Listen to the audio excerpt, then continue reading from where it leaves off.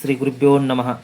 ಇವತ್ತೊಂದು ವ್ಯಾಪಾರ ವೃದ್ಧಿ ಲಕ್ಷ್ಮಿ ಯಂತ್ರವನ್ನು ಅದರ ಬಗ್ಗೆ ಮಾಹಿತಿ ಕೊಡ್ತಾ ಇದ್ದೇನೆ. ಈ ಯಂತ್ರವನ್ನು ಯಾವ ರೀತಿ ರೆಡಿ ಮಾಡಬೇಕಪ್ಪ ಅಂದರೆ, ಈ ಯಂತ್ರವು ಭುಜಪತ್ರೆಯಲ್ಲಿ ದಾಳಂಬರಿ ಕಡ್ಡಿಯಿಂದ ಬರಿಬೇಕು.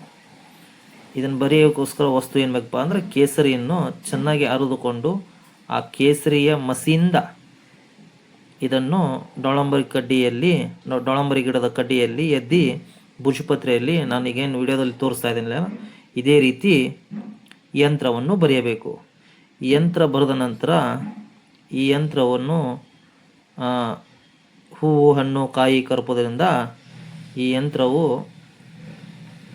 ಪೂಜೆ ಪುನಸ್ಕಾರ ಮಾಡಬೇಕು. ಇದಕ್ಕೊಂದು ಮಂತ್ರ ಇರ್ತದೆ, ಓಂ ಮಹಾಲಕ್ಷ್ಮಿಯೇ ನಮಃ, ಓಂ ಮಹಾಲಕ್ಷ್ಮಿಯೇ ನಮಃ ಅಂಥೇಳಿ 108 ಸಾರಿ ಆ ಮಂತ್ರದಿಂದ ಅಭಿಮಂತ್ರಿಸಬೇಕು.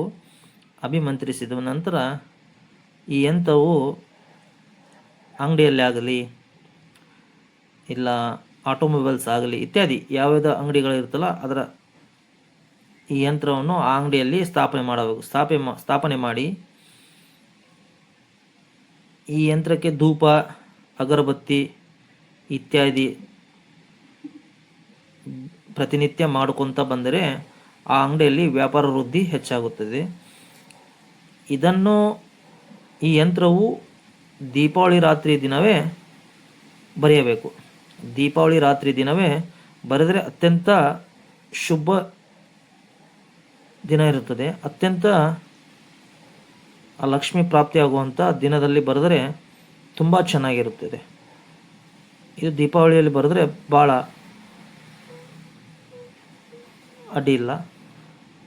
ಹಾಗೆ ಈ ಯಂತ್ರವನ್ನು ಬರೆದ ನಂತರ ತಮ್ಮ ಅಂಗಡಿಯಲ್ಲಿ ಒಂದು ಫ್ರೇಮ್ ಹಾಕಿಸಿ ಆ ಫ್ರೇಮ್ನಲ್ಲಿ ಹಾಕಬಹುದು. ಅಂಗಡಿ ಗೋಡಿ ಮೇಲಾಗಲಿ ಇಲ್ಲ ನಿಮ್ಮ ಗಲ್ಲೆದಲ್ಲಾಗಲಿ ಹಾಕಿ ಇಡ್ಬೋದು. ಈ ಥರ ಇಡುವುದರಿಂದ ಅಲ್ಲಿ ವ್ಯಾಪಾರ ವೃದ್ಧಿ ಆಗುತ್ತದೆ. ಹೋಟೆಲ್ ಆಗಲಿ ಇಲ್ಲ ಆಟೋಮೊಬೈಲ್ಸ್ ಆಗಲಿ ಯಾವುದೇ ತರಹ ವ್ಯಾಪಾರ ಎಲ್ಲೆಲ್ಲಿ ನಡೆಯುತ್ತಲ್ಲ ಅಲ್ಲಲ್ಲಿ ಈ ಯಂತ್ರವನ್ನು ಸ್ಥಾಪನೆ ಮಾಡಿದರೆ ಅಲ್ಲಿ ವ್ಯಾಪಾರ ಚೆನ್ನಾಗಾಗುತ್ತದೆ.